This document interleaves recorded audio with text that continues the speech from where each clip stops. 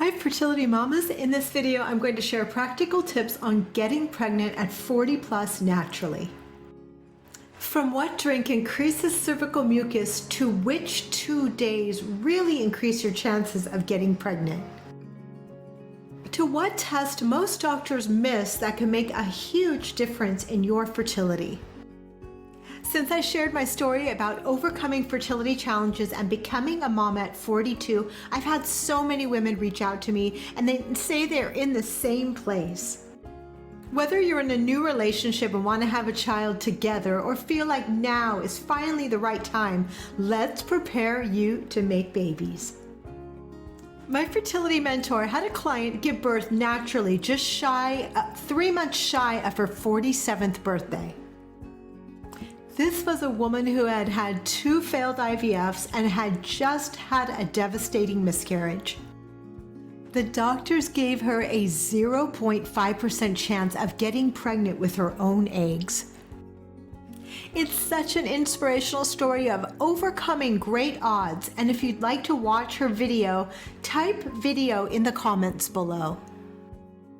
Charlene Lincoln, my channel is all about optimizing your fertility naturally. Consider subscribing and click the bell to be notified of my next video. Get the book called Taking Charge of Your Fertility.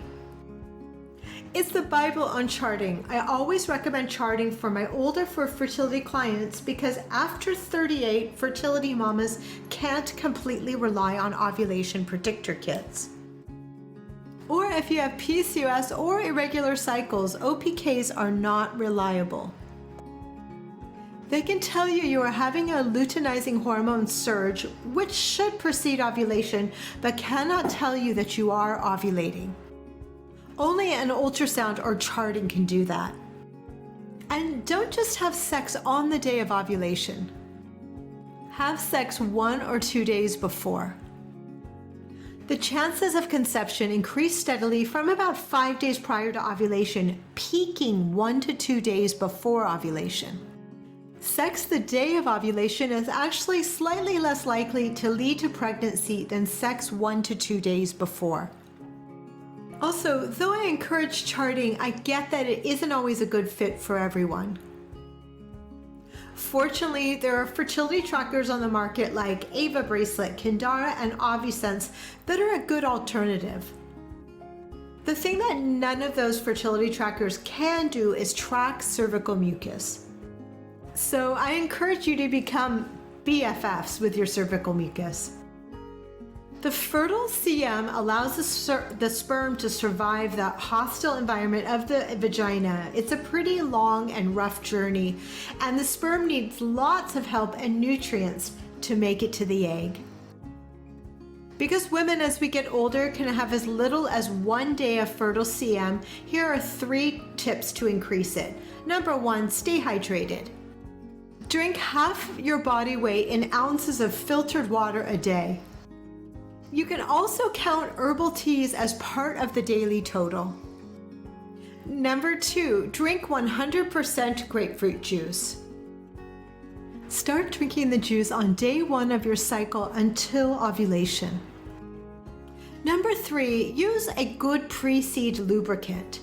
Next, the fertilized egg will implant into the uterine wall about a week after ovulation. You can help create a friendly, hospitable environment in your uterus to welcome this next step.